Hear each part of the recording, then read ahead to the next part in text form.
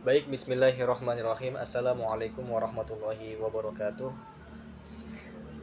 Hadirin sekalian, pada bagian lanjutan ini kita memasuki satu isu strategis dalam pendidikan abad ke-21, teman-teman, yaitu literasi digital dan hubungannya dengan pembelajaran multikultural. Dokumen yang kita kaji menegaskan literasi digital itu bukan hanya keterampilan teknis, teman-teman, tetapi kemampuan kritis, etis, dan kolaboratif dalam mengelola informasi, komunikasi, dan interaksi pada ruang digital multikultural. Nah, dari sinilah peran guru, terutama guru PAI, teman-teman, yaitu menjadi sangat penting sebagai pembimbing nilai gitu.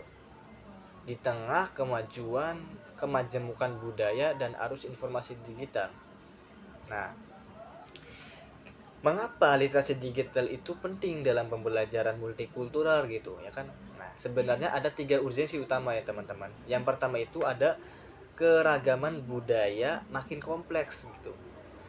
Peserta didik hidup dalam ruang sosial yang heterogen, berinteraksi dengan beragam budaya, nilai, bahasa, dan identitas, terutama melalui internet, teman-teman.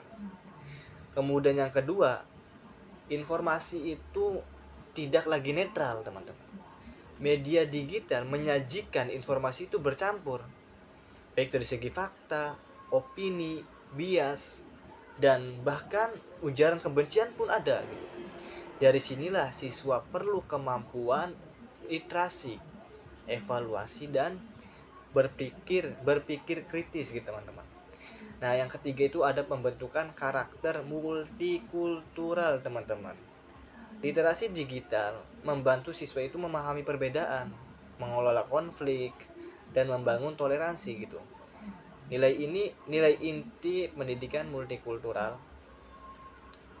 Nah, semua ini itu ditegaskan melalui penelitian bahwa literasi digital memperkuat toleransi dan kohesi sosial, tentunya di lingkungan sekolah, teman-teman. Nah, dimensi literasi digital dalam pendidikan multikultural mengacu pada isi dokumen. Kalau kita mengacu pada isi dokumen itu, teman-teman, ada 4 dimensi utama yang harus dikuatkan nih. Yang pertama itu ada akses informasi. Ada akses informasi ya, teman-teman. Jadi siswa itu perlu menemukan informasi yang relevan gitu, terpercaya, dan berperspektif global. Platform digital itu menyediakan akses luas ke budaya dunia gitu. Nah, yang kedua itu ada evaluasi kritis, teman-teman, yaitu kemampuan membedakan antara hoax, bias, stereotip gitu, dan narasi ekstrim yang sering menyasar kelompok minoritas budaya gitu. Nah, yang ketiga itu ada produksi konten nih, teman-teman. Jadi siswa itu tidak hanya sekedar mengonsumsi gitu, akan tetapi memproduksi digital yang etis, kemudian moderat, berbudaya, dan tentunya yang paling penting yaitu bermanfaat, teman-teman. Nah, yang keempat itu ada interaksi lintas budaya nih. Nah, TIK memungkinkan kolaborasi antar budaya melalui forum digital, video konferensi, proyek daring, dan sebagainya. Nah, ini membangun empati dan kompetensi sosial global, teman-teman. Jadi semua dimensi ini ditegaskan penting dalam berbagai penelitian pada dokumen, teman-teman. Nah, integrasi literasi digital dalam pembelajaran multikultural yaitu ada strategi kunci yang diturunkan dari dokumen ini, teman-teman. Yaitu yang pertama ada pembelajaran aktif berbasis teknologi. Nah, beberapa contoh implementatifnya yaitu kayak seperti adanya strategi PJBL atau kita bisa katakan project based learning gitu. Tentunya dengan topik budaya lokal atau global, teman-teman. Kemudian ada analisis video, artikel, unggahan media sosial gitu. Nah, terus juga ada diskusi daring multibudaya dan juga presentasi digital lintas kelompok, teman-teman. Pendekatan ini itu meningkatkan kritis, kolaboratif, dan toleransi budaya. Nah, kemudian yang kedua nih, ada penguatan kompetensi digital guru. Dokumen menekankan bahwa guru yang berkompeten, guru yang kompeten teman-teman, secara digital ya, mampu merancang pembelajaran inklusif dan dialogis untuk siswa yang beragam.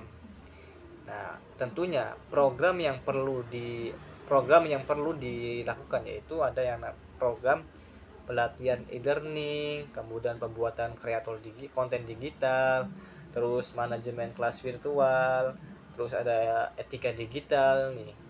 Terus dan yang terakhir itu ada penggunaan multimedia multikultural, teman-teman. Nah, yang ketiga itu ada inovasi media e-learning, teman-teman.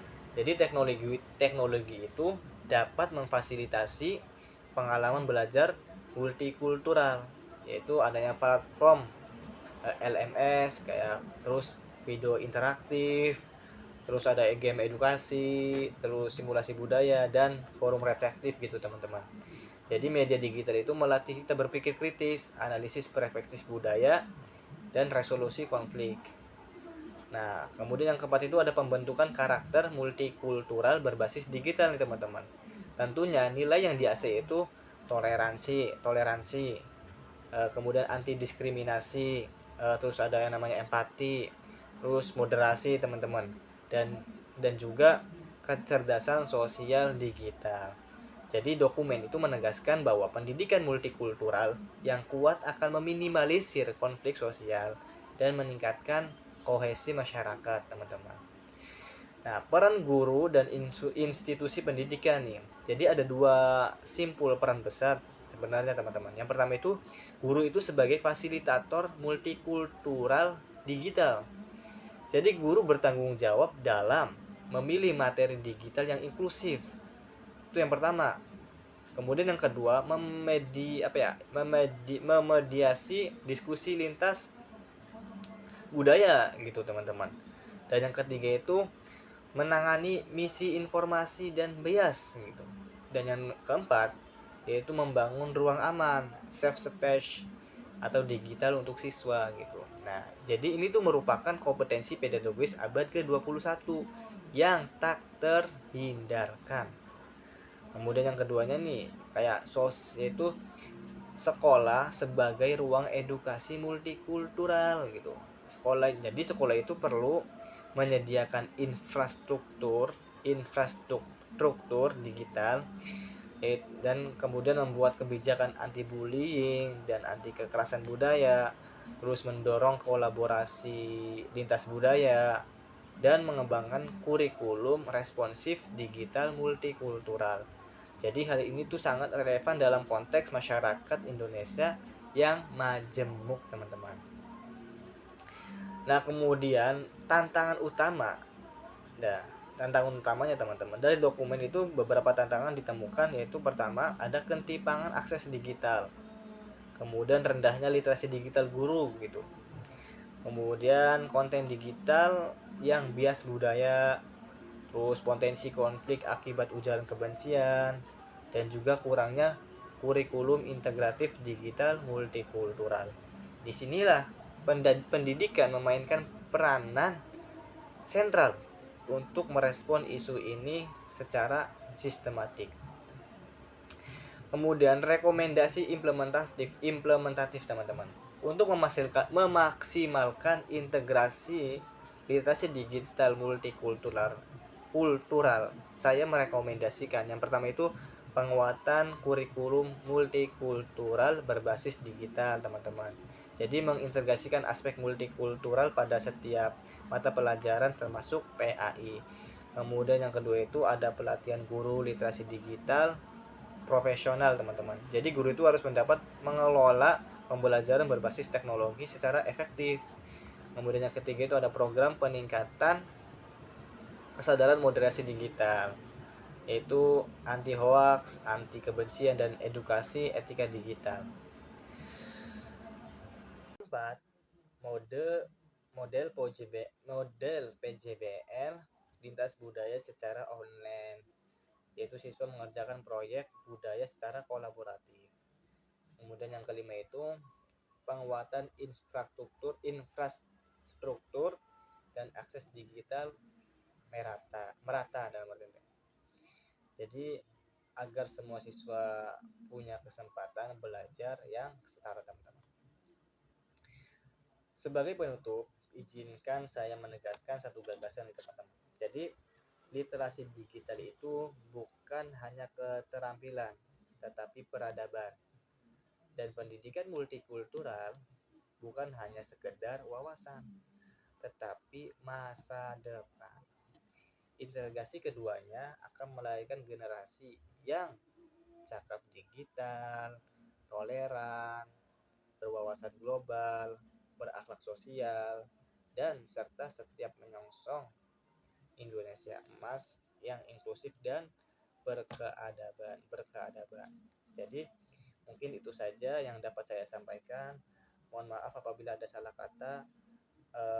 Terima kasih. Wassalamualaikum warahmatullahi wabarakatuh.